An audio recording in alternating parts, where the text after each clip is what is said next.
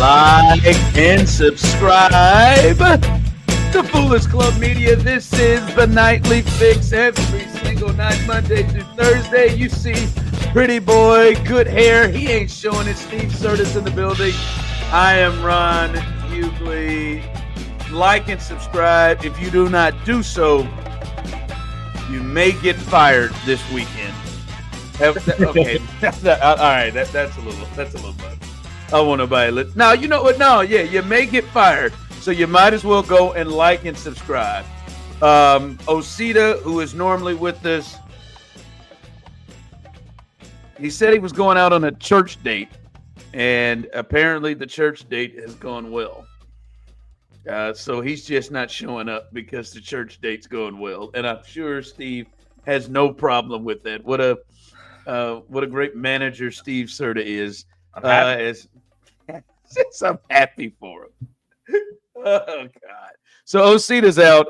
You can let him know how you feel about him. Get the win. He's not going to get a win.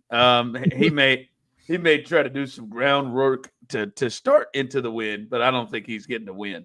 You don't go from a church date to tapping ass. Unless this is a real. Oh, you don't think he was? You don't think he was at Wednesday service, just out there like? Yeah, again, he may have been, Steve, but you don't go from this, Steve. Our God is an awesome God. He reigns to turn that ass up. Turn that ass up. I'm about to tear that ass up. Damn, bitch. Damn. These modern day Christians. And, these modern day Christians. Only women. I don't know. Nah, Doc. Hey, but we got another great game coming together as OKC and the Pacers is coming down to it. The Pacers really have turned it around here in the fourth quarter as they've taken control of this thing. But it's getting tight. Alex Caruso just knocked down a couple of free throws to get this thing back to now a 6-point game as the Pacers look to try to close this thing out. Look, the Thunder came into the fourth quarter with an 11-point or a 5-point lead, and now it is 26-15 in the fourth quarter. The Pacers have taken over in the fourth quarter, and I was honestly thinking still 110-104 with a minute 40 left. I was thinking, Steve, like we talked about this, like the main point of conversation in this thing has been, what is Tyrese Haliburton? I'm talking about just nationally all over. We've talked about it. We talked about it last night. What is Tyrese Haliburton? And to me, I think what we're starting to see is this was going to be a big night for him in Game 3, right? He has not played up to his caliber. He has not played up to any kind of star level or anything like that. And at this point tonight was going to be a big Game 3 because SGA on the other side has been fantastic. All right, they haven't been able to hold him. But what was Tyrese Haliburton going to do tonight? And tonight, up to this point, I think he's been the best player on the floor. He's 22 points, 8 rebounds, 10 assists on 3 turnovers, multiple steals in this game. Benedict Mathurin has been huge off the bench for the Pacers, 25, but this game has been controlled by Tyrese Haliburton. And it is the reason why they have a 6-point lead right now. It's now 112-104 with just under a minute left as the Pacers look like they are, as long as the Thunder sort of don't Pacers them, they can take a 2-1 lead right now. So we'll see 109 left. We'll see what SGA and company has to do. But to me, this was about Haliburton, and Haliburton has answered kind of the call. He is now 22 points, 11 assists. He's 2 rebounds away from a triple-double in this game. And even though, like I said, Mathurin has more points than him, Siakam has been solid. he's been the best player on the floor. He's got 50% shooting from the three. SGA has 24, but he's 9 of 20 in this thing. So I've said what I said yesterday, Steve, that I believe he is a star, a superstar. I just think his superstar is not one that means he's going to just fill it up for 40 or fill it up for 30. His is he's going to control the game. He's going to get guys like Siakam good shots. He's going to get guys like Mathurin good shots. Shout out to the great white hope, TJ McConnell. I heard Bomani Jones say this last week, Serda, and I believe it. TJ McConnell, a guy who I believe averages about 10 points, he's got a chance to get his ass up in the rafters for the Indiana Pacers. He is the ultimate fan favorite hustle white guy in Indiana playing, and he honestly turned the game around in the first half, and he only scored 2 points during that time frame where he turned the game around, just hustling, stealing, tackling people, getting the crowd going. His dad's there. His dad's there with a huge beer, hammered. I could tell. I mean, it was real Indiana basketball, baby. No, this is impressive. I really thought OKC was going to have a chance to dominate this finals, and it took an incredible game one for the Pacers to pull that off, and then tonight, like OKC has gotten nothing going in this. Well, tonight's been the first time where it didn't feel like it was a fluke. Yeah. Like the first game, sort of they led for 0.3 seconds. That's the entirety of the game. Yeah. They led. And they just haven't gotten anything going. And it's still been close enough that you're talking yourself into it. You hit a three here and you're right back in the game and you can find a way to pull this off.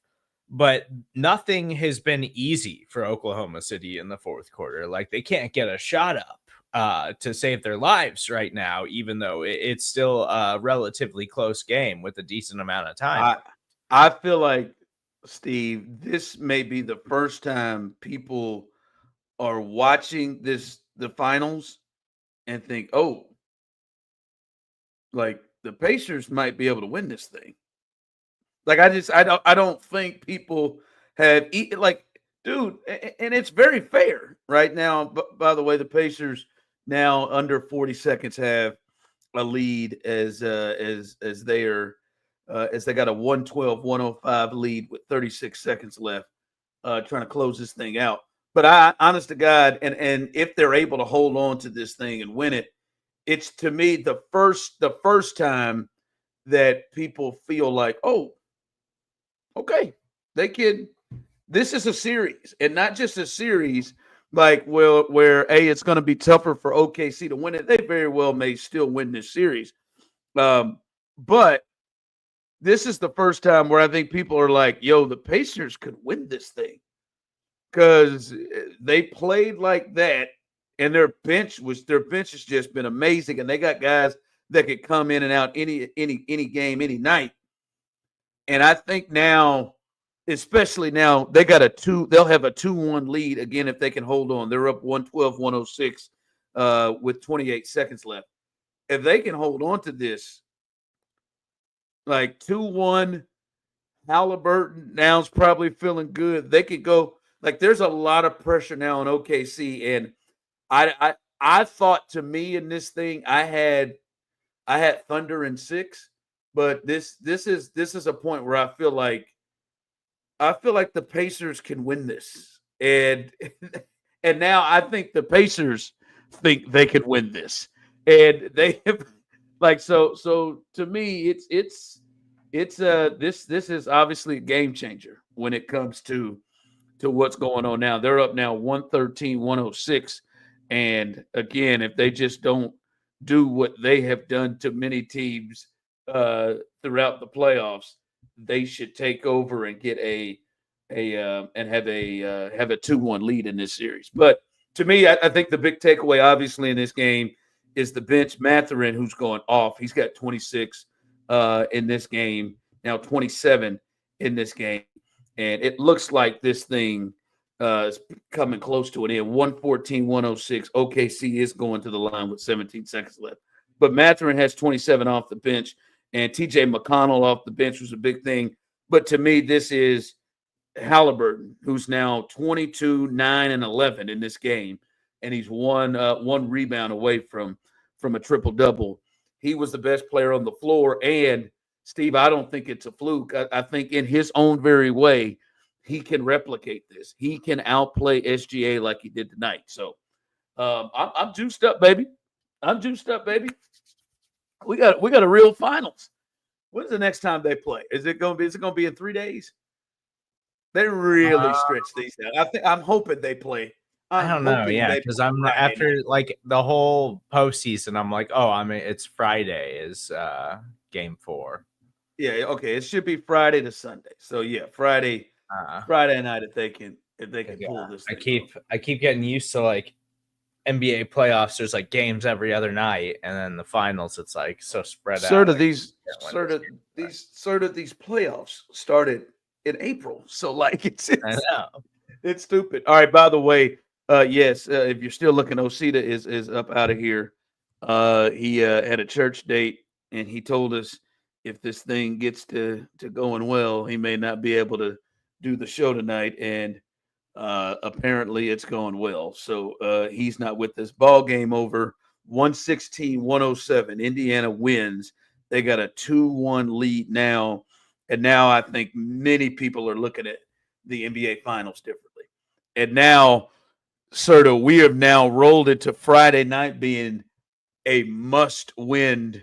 Are we reaching that? Is that what Friday is, Serda? Is Friday a must-win for the Thunder, even though they will continue to play basketball after that?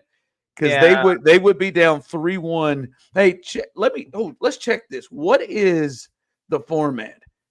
Sometimes in the finals they go 2-3-2, right? And if game 5 is in Indiana, it really is even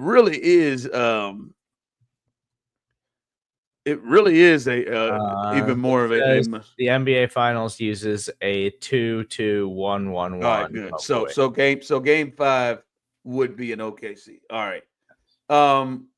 It ain't must win, but hey, going down 3-1. Look at Reggie Miller. Reggie Miller, who is in the crowd in a Pacers jersey, who just last week was supposed to be calling the game down the middle for the New York Knicks and Indiana Pacers series, and he's on the front row with the Pacers jersey right now. God, he must have been screw it.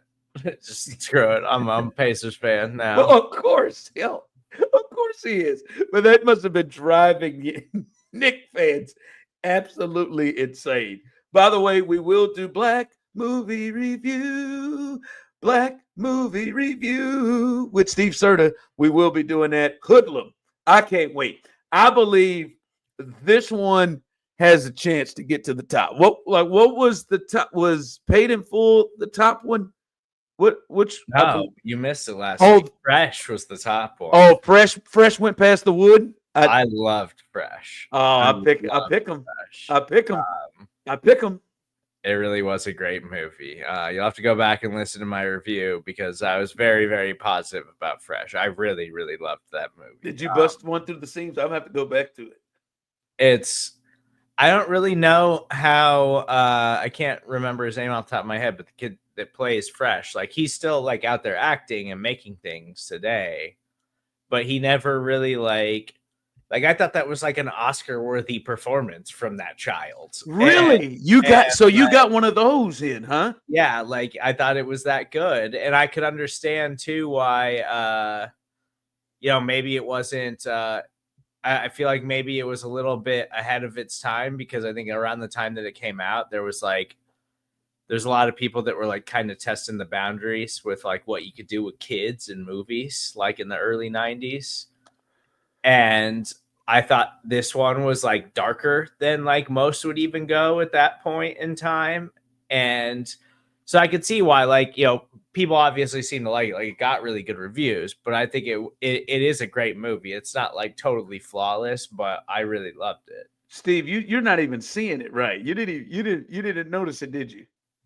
What? He's Mike from The Wood. Oh, is he? Did you not notice that? That he's your two favorites.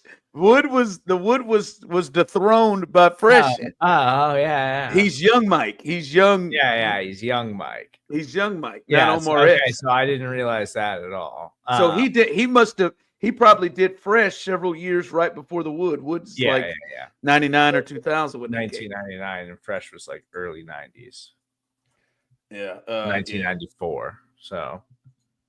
Yeah. So I did not realize that, but like I mean like modern day, like I would have liked to have seen him like in just like a lot more stuff, and I feel like he wasn't necessarily like he's still making things, he's still acting, but he's not necessarily making like he never had like a career jumping point that really like took him off in a way to where he's like a household like black actor that people know or something like that. That's what I was kind of going for. Is if you remember, we started Black Movie Review. I told you that I think when we do this, you will watch some movies and you will look at it and be like, dude, that is maybe Oscar worthy. That is at least award season worthy, that never ever got even a thought or a look at it because it wasn't whatever the Academy or these decision makers are looking at. And some guys playing some roles that were award level. And there you go. You ran into it. Because now it is not uncommon to see younger actors get nominated for Best Actor or Best Actress. That is not uncommon to see. And good. I enjoyed it. I enjoyed to hear that. Well, we'll get that. We'll get that a little bit later on in the show. But you know what? He's not here tonight. Osita is hopefully praising the Lord and continuing to praise the Lord afterwards. But in his absence, I want to do my own little heat check.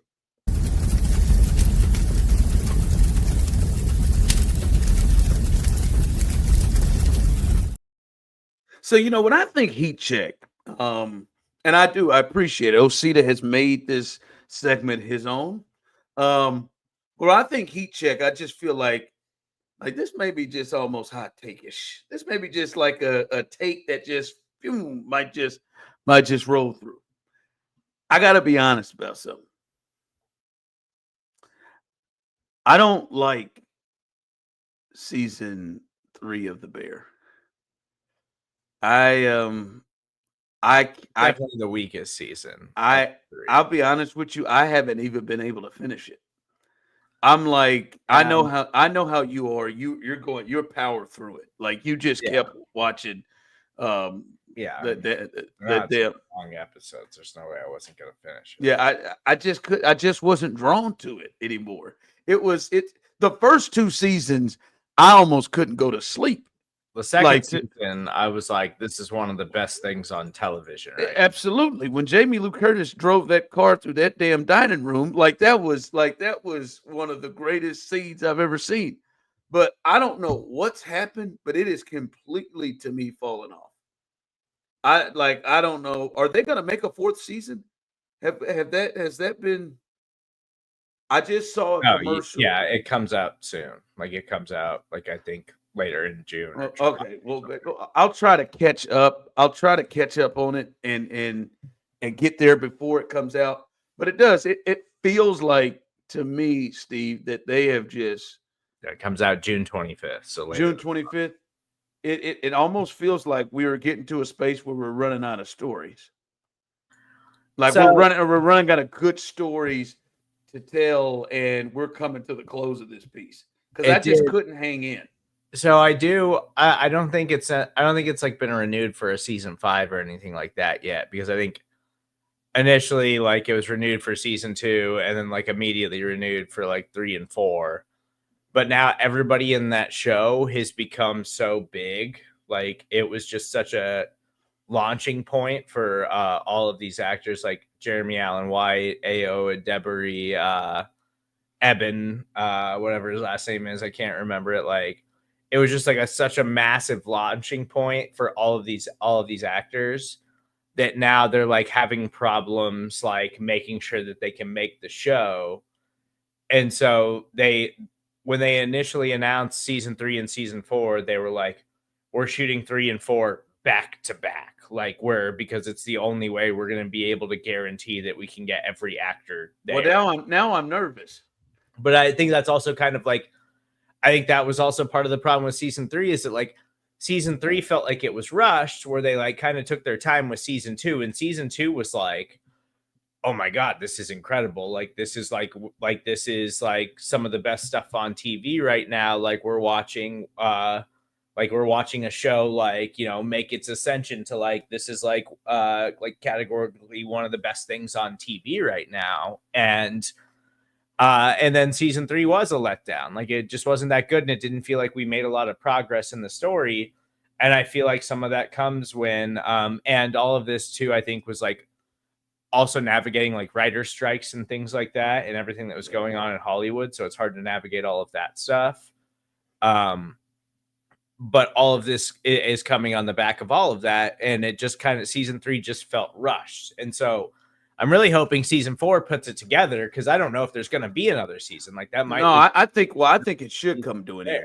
I think it should end at 4 based off, you know, the efforts of trying to get everybody together. And then to me, based off, it felt like season 3, as you said, was rushed, and they were out of real good story to tell. Like, those first 2 seasons were so intense, and the story was so like it was so good to this drop off like that. And now when you say they did seasons 3 and 4 back to back, like, that makes me nervous, because it feels like they wrote seasons 3 and 4 back to back, right? Like, and if they wrote them the same, I feel like they need a break to figure out where we're going to take this, and then take it home and end it. Because, like, I don't know, maybe I finish season 3 and season 4, they jump back and make it better. But like, I get in there and get in these runs of what am I watching at night. And it's been for a while that I've been stuck on episode 4, I believe, and just haven't been able to roll back. And you haven't gotten past it. I don't like. I'm not even like. I mean, you got to catch up, because you want to watch season 4. But like, honestly, like season 3, like as a whole, is just kind of a letdown. Like, we didn't really learn much more about the characters. We didn't really feel like we progressed, where it was like, season 1 was about like leaving things behind and letting things go and like progressing. And then season 2 was like, okay, now how are we actually going to take that step forward to make sure that we're growing as people? And then season 2, they did an incredible job of that. And season 3, it was just kind of like, it felt like you were just kind of stuck in this loop of like the same kind of shit, where it felt like all the progress that every character made in season 2 kind of evaporated in season 3. See, this pisses me off, because now this is like season 3s have been now. Listen, it's not as bad as season 2 of The Wire for me. You know how I feel about The Wire. I think The Wire is a great time show, a great time show, a great show. Season 2 for me takes it out of the running of all time shows. Now I've had arguments with people about this, and I'll tell you, my favorite show that I thought was my favorite show, the first 2 seasons, was Atlanta. But then season 3 was just weird. Like, season 3 is for the Bears. It's such a drop off, and it's pissing me off with these season 3s. Like, I'm a little nervous to run into now shows that have been really, really good for 2 seasons, and then they get to the 3rd season and they just do this. Can't go from. It's really hard to make things consistently great, and like Succession is like one of the things that like. In modern day, like, we saw Game of Thrones fall off of a cliff. Like, Succession's one of the last things I did not start see to finish. I did not see Game of Thrones. Succession is a masterpiece, and in TV storytelling. Like But Succession is but I don't like Ted Lasso didn't fall off. I mean, I kind of thought it did. I didn't think it. I didn't really love the last couple of seasons of Ted Lasso. Just kind of got tired. What season is Severance in? It's probably gonna fucking fall off. Is they going to season 3? That was just their second season. So yeah, they're going into season 3. Oh, it's gonna be terrible. Watch. They're gonna see. I mean, it's really, really good. Season 2 was awesome, but at the same time, like, yeah, you got to start answering some questions. Like, we got to start figuring some things out eventually. Yeah. No, I'm sorry, man. I just had to be honest about that. I'm gonna try to get back to it, as you said, to get to season 4, but it really disappointed me. It like made me mad. To be honest with you, it was sitting like that. By the way, again, the Pacers, hey man, are they? I think the Pacers, do you have belief the Pacers can actually win this series now? I mean, yeah. I mean, I think that I really doubted them coming into the series. I really thought that like Oklahoma City was just so well balanced and had so much, like, had enough depth that I thought they could really match up with them. But the Pacers have been really impressive, and it's not just the miraculous come from behind win in game 1. Like, tonight was a legitimately impressive win. Like, they were in control of this thing when it mattered the most in the fourth quarter, and Oklahoma City couldn't get a shot up to save their lives. And let me tell you something, Serda, why I'm in this is they get 26, 6, and 3 on 50% shooting from Jalen Williams. They get 20, 10, 2 assists from Chet Holmgren in this game. And, Shea didn't have a great, his normal, but he's still at 24 and 8. They're over 20 from their big 3. And they lose the game. Like, they're over 20 from their big 3, and they lose the game, because it's always, to me, is like, all right, OKC, I know they got Shea, but will he have enough help? And will those other guys come around? And they did, and they still lost. And they lost by almost double digits. And, I guess Mathurin kind of went off for him as he goes for 27 tonight. But, I mean, it was defensively, they didn't dominate like we've seen. This to me, this tonight's game is a complete series changer. And has to be a complete series changer right now. And there has got to be pure belief right now that Halliburton and people, boy, that's going to piss people off. If he can get 2 more wins in this thing, if that cat can get 2 more wins in this thing, they'll be pissed if they got to believe that nerd. That nerd is a superstar and the best player on a championship team. I feel like it's one of the more impressive title runs we've seen in a long time if the Pacers win this thing. I'm about to say, boy, you spoke that a little quick. You already made it a title run. But, I mean, I'm saying, like, if they win, like, yes. Like, who at the start of the NBA season, who the fuck was, like, the Indiana Pacers are winning it all? Like, oh, I mean, yeah, LeBron's got to run his head into the wall. Like, thinking to myself, man, I got Luka, we got myself, shit, and the Pacers. Pascal Siakam's got his second title as a 2 behind Halliburton. Yeah, that's gotta trip about no, but we'll see. Let's not put the what is it? The cart before the horse, the horse before the cart. I guess the cart before it's the cart, right? Cart before the horse. I think. That makes sense. Only white folks came up with these sayings. The cart before the horse, and we all just use them damn things.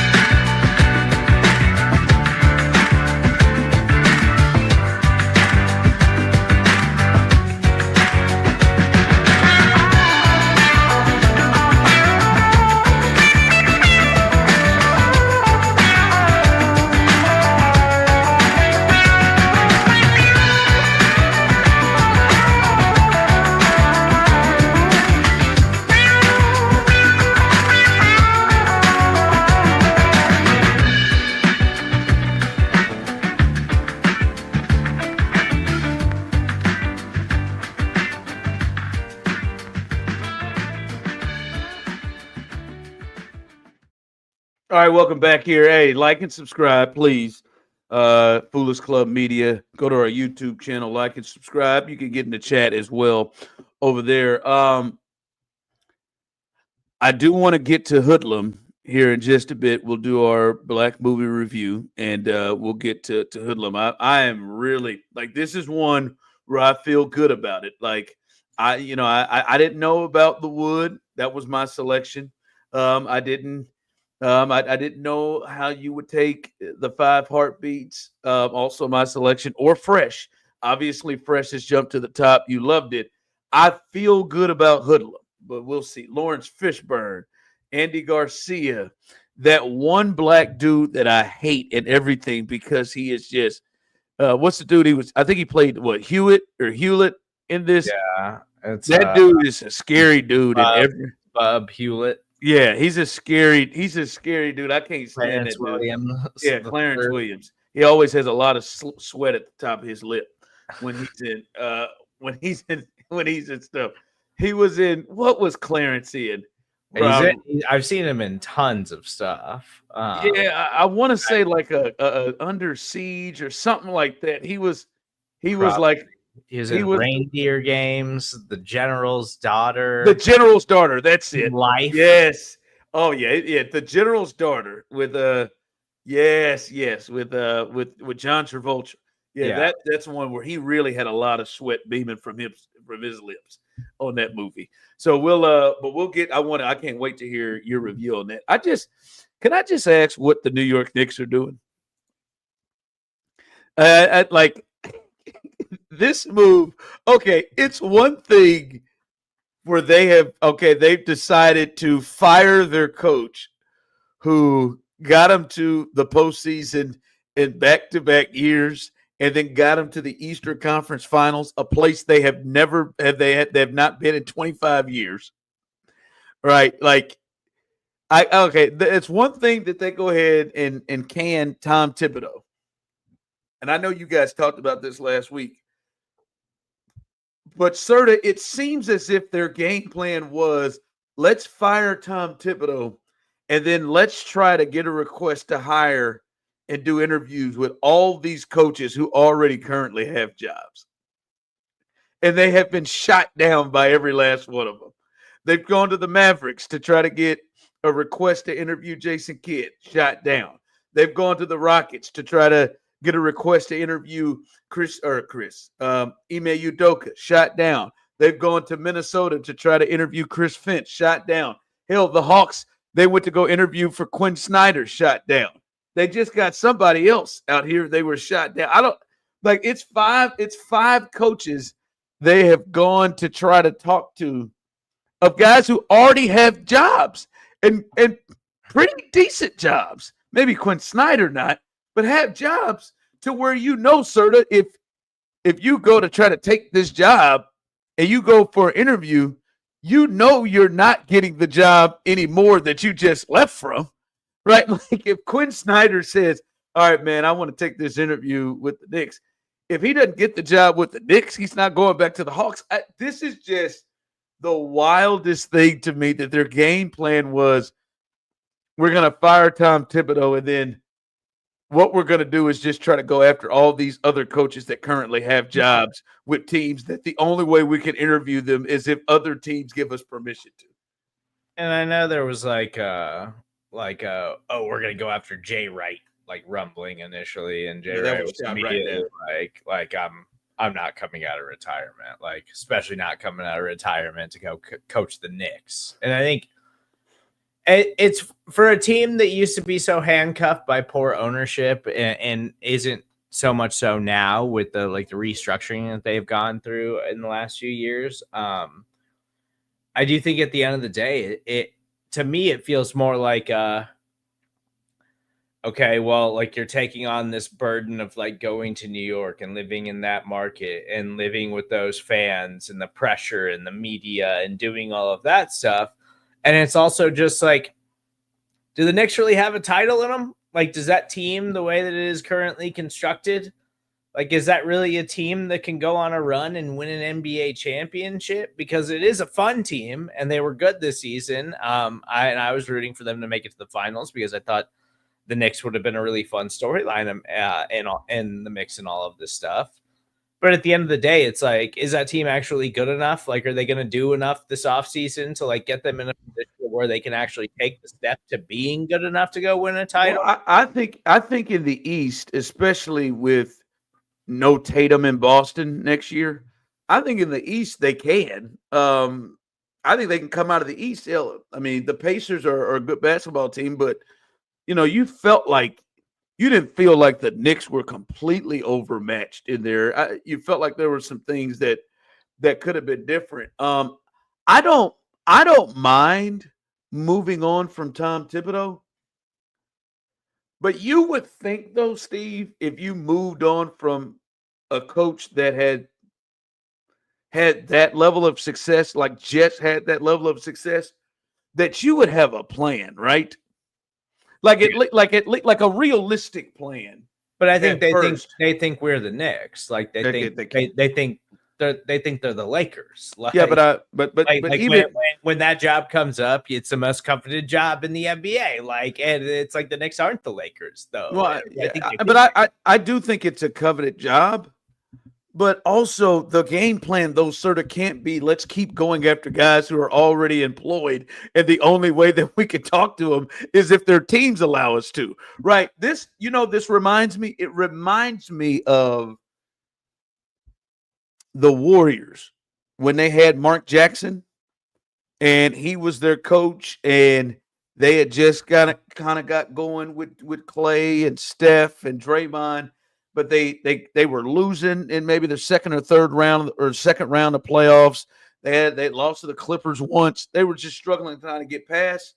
And then they were like, all right, we're going to move on from Mark Jackson. A lot of people are like, whoa. Their game plan was Steve Kerr. And Steve Kerr was a viable person. And it appeared to me that Bob Myers and company, already had an understanding that Steve Kerr was going to be the guy they were going after and that they were going to bring in. Like, to me, if you fire him, you're like, hey, man, we're looking at Mark Jackson, or we're looking at Stan Van Gundy, or we're looking at Jeff Van Gundy, or we're looking at Johnny, whatever his name is, who used to be an assistant there. Like, guys that are available. I would just think if you're firing Tibbs, that you would have more of a game plan. That, like, this almost feels like sort of that they just won 20 games and they're starting over. And they're just going to take a look at everybody as candidates to hire as a coach. Like, to me, if they said this sort of, we're going to move on and then we're going to go after Brendan Malone, the old coach, or Mike Malone, the old coach from Denver when Denver just fired him, that makes a lot of sense. We're going to go get a championship coach that can take this group to the next level. That would make a lot of sense. I don't think they have on the radar anybody they're going to hire. Now, maybe the Jason Kidd thing might work. There seems to be mutual interest there. Although I think Jason might want to get away from Nico's ass. That might be the thing. Because I'm thinking to myself, man, Anthony Davis, Cooper Flag, Kyrie coming soon. That's not a bad thought. But he might want to get away from Nico's ass. I don't know. It is just a strange deal because you would think we're just in the Eastern Conference Finals. We just went to Game 6 in the Eastern Conference Finals. We've got a player in Jalen Brunson that is a star in the league that's been multiple All-NBA the last couple of years, and he's got a great contract. And we've got a really good starting five with Cat and with OG and with Bridges, and like they've got a good starting five. They got some, like, you could see that as a group that can attract a great coach. It just appears like you said they've been saddled with ownership. I think this is ownership. I think he's come back, and a lot of people are saying it was Nolan who wanted to move on from Tom Thibodeau and left them in a space where, all right, we're moving on from the coach and we don't know where the hell we're going to go. it wouldn't shock me if James Dolan has all of a sudden decided he wants to be more involved because they're successful again and they're getting a lot of attention. And they're getting eyeballs again. Whereas like when he was totally running things for 15, 20 years, they were just garbage because he had no business being totally in charge and being like he was essentially treating himself like he was the Jerry Jones of the New York Knicks. Well, and planning his band. And running them into the ground. And then he finally decides to like hire a real front office and like put basketball people in power. And then they finally get good again. And then all of a sudden he probably starts telling himself like, or as somebody else that's saying like, you know, what would really put us over the top? Like you go out and you make a big move. You shock everybody. And he's a big move guy. Yeah. You fire the coach. And you do like what the Warriors did when they brought in Steve Kerr and just take this team to another level. The problem is like, who the hell is their Steve Kerr? Like, who the fuck is that guy? Like, I guarantee you there's someone within James Dolan's like inner circle who was like saying something like that to him. And he was like, you know what? You're right. That's such a good idea. You're right. We got to go get our Steve Kerr now because we're right there. We're right on the cusp, of winning a title and bringing a title to New York finally. Like, did you hear the name that Jay Williams brought to the table as a potential guy? And I actually do think this guy is a brilliant basketball mind, and I think could be a really good teacher of the game and coach. But I just don't get the sense that old James Dolan is going to fire Thibodeau, and as you just described, being on the cusp and bringing in Rajon Rondo. That was the name that Jay Williams brought to the table. Like, listen, it isn't nuts. What, like JJ Redick has just gotten a gig. Like we're seeing guys come off the. Yeah, but people like JJ Redick. People don't like Rajon Rondo. No, people in the league like Rajon Rondo. There are some like analysts and stuff may not. People in the league and respect him as a really, really smart basketball mind. But there ain't like I will kiss and smell somebody's ass in whatever downtown city you want to send me to if James Dolan signs off on bringing in Rajon Rondo to run this sucker. I just in no way could see that. All right, let's get a little black movie review, baby. Hoodlum. This came out 1997. Lawrence Fishburne, Cicely Tyson. So if you got a combination like that, it is straight up black movie review. Now, Andy Garcia, Tim Roth is in this puppy. But this was to me, what is it set in the 1930s?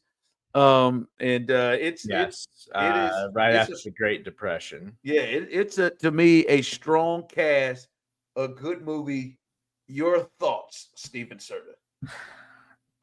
I do think it's a very strong cast.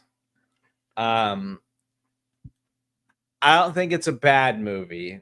I don't think it's a great movie. Wow. I think it's a solid movie.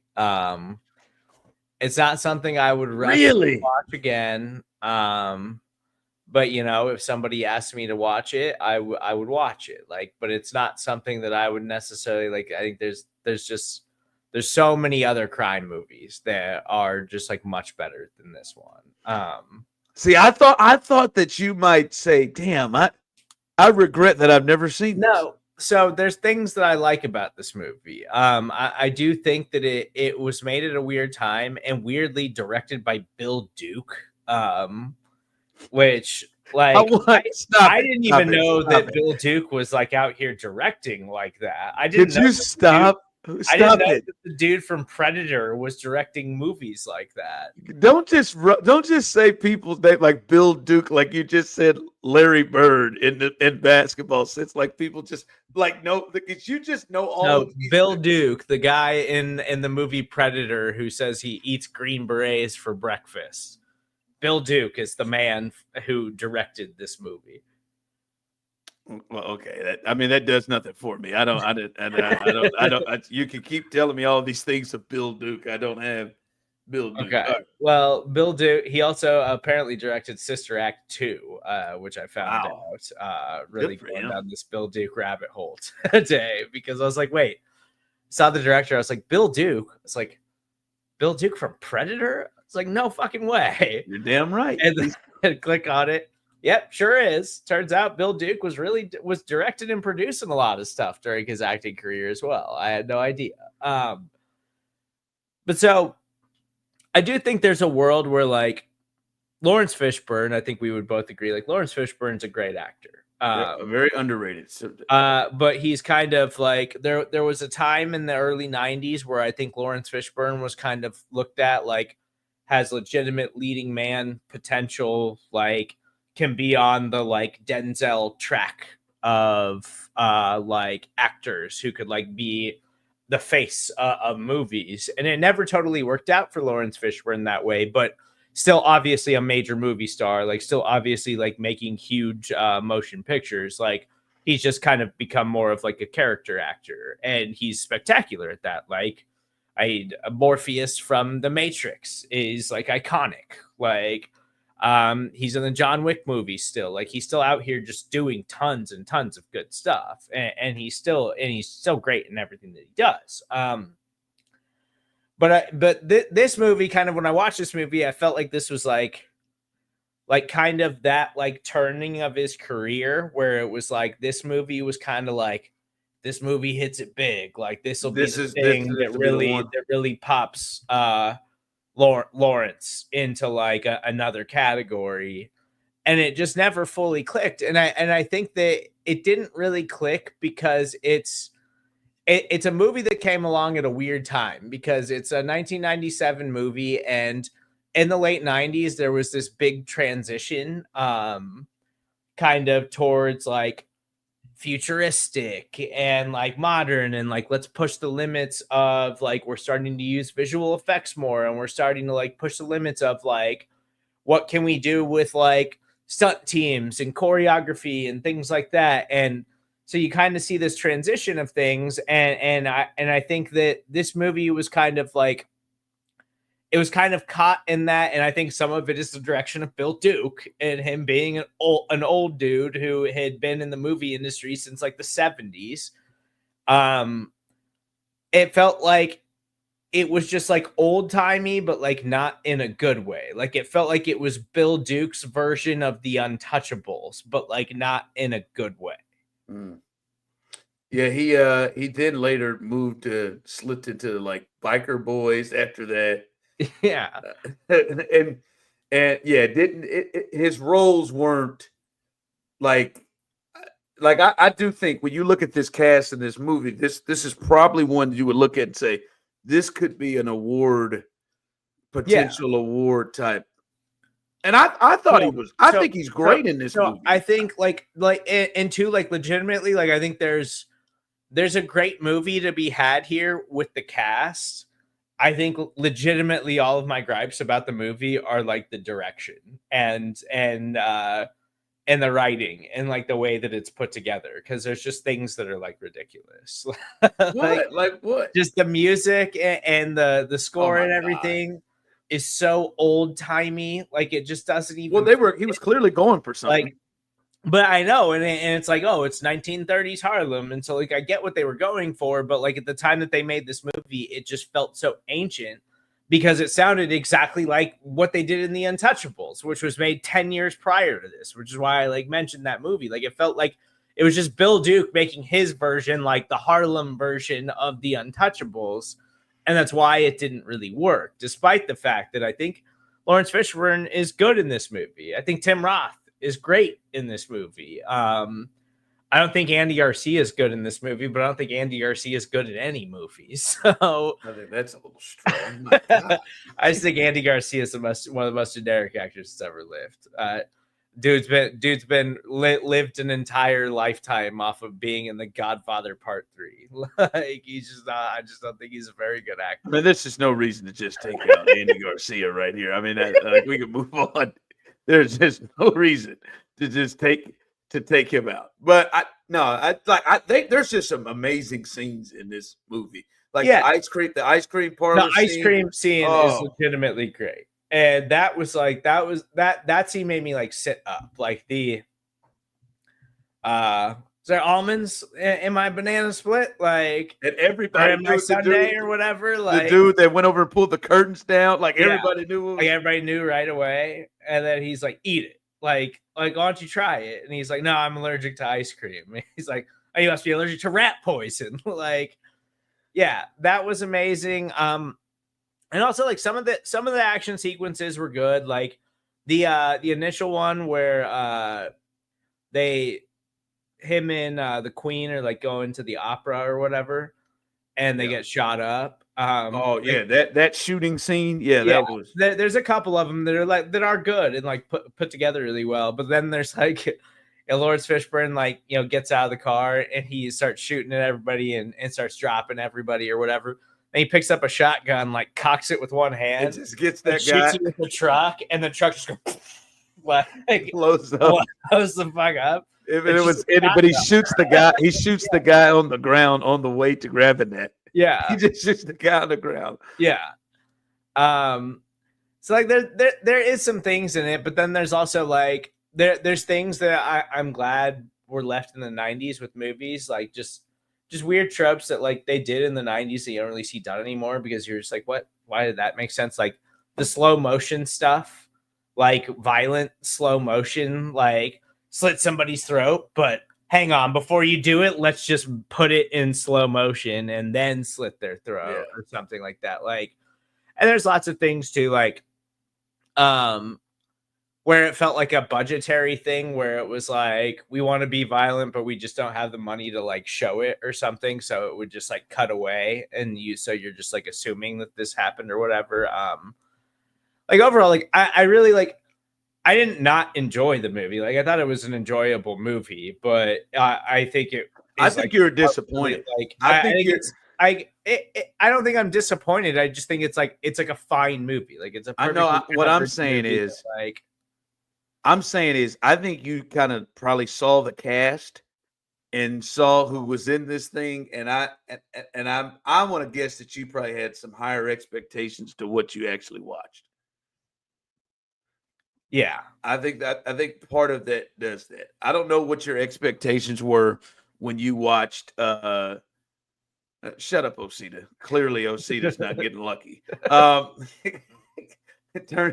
Clearly he's talking about Larry Fishburne. Yeah, I know he's talking about Larry. Don't get off of Larry, man.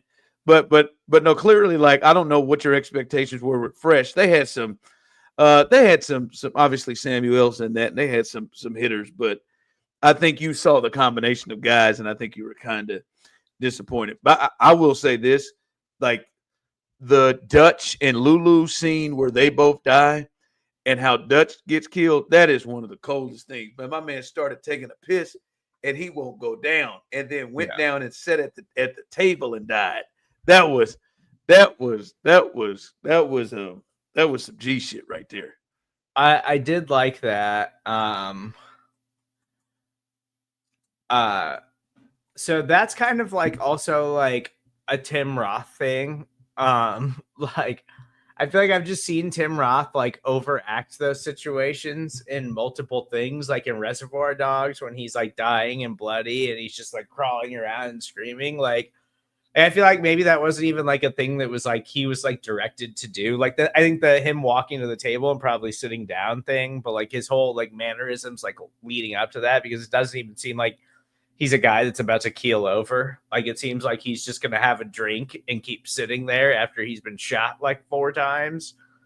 But yeah, I really liked Tim Roth's performance. I really thought the Queen was kind of useless. And damn, man, get off of hey man, you ain't gonna be doing that to Cicely Tyson, man. Yeah, I mean, nothing against her. I just thought the character was bad, and I know she's a real person or based off of a real person. But it just I was gonna say, they have to have her in there. Yeah, I was gonna say she's based. Well, and it just felt like, it was like a changing of a guard, and then she like kind of goes to prison, and then he has like kind of the send off or whatever, then you never hear from her again, which like whatever, that was fine, because early in the movie I was just like, yeah, how you gonna get rid of her? Because like obviously Bumpy's got to run this shit. Like, and but it was just like, I understand the idea of like not wanting to get into war and like not wanting to do that stuff, but also like Bumpy was right. Like, what were you just gonna let Dutch like come in and just take everything from you? Because that's like what she was doing, basically. Yeah. All right. So what do you rate this? Obviously, it is not going to jump Fresh. What did you rate Fresh last week? I gave it like a 9 out of 10. I love. Oh, you gave it a 9. Oh my! I really like Fresh. And clearly, I'm guessing around that 8 something was where you had the wood. Where would you rate this? I think I'd give this like a 6. Like, it's an enjoyable movie. It's an enjoyable but flawed movie. Like, it's not something like when I talk about like crime movies, not going to be like, this isn't something I'm going to run to recommend to somebody. But like, it was more enjoyable than like like the DMX movie that you guys had me watch. I forget. Oh, Belly. Yeah, than Belly. I liked Hoodlum more than Belly, probably. Okay. Yeah. So yeah, that I was going to say, you seem to have them in the same range.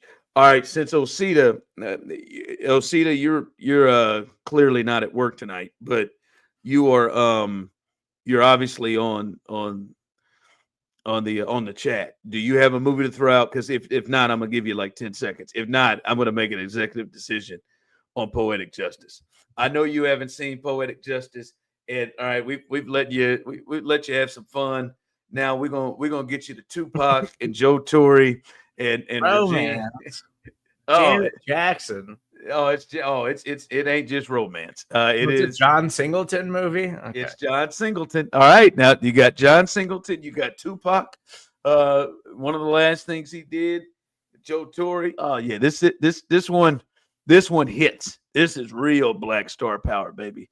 This is one you ain't seen Poetic Justice. This is a strong one right here. This is what it was about right here. This is what Black Movie Review with Steve Serda is about right here. Poetic Justice. I can't believe, like, when you said especially with John Singleton as the director, I was actually almost surprised you ain't seen it. You don't know nothing about Chicago yet? Oh, it's over, Osita. You're done. Please don't tell us you're driving. That also. But no, I think next week, Poetic Justice.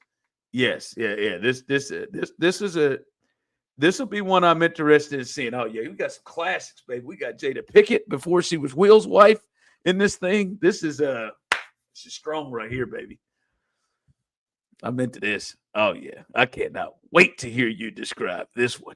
This is what I cannot wait to hear you break this bitch down. All right, in honor of Osita not being here. Did he say he said his dad came home? Is that the last thing he said about the nastiness?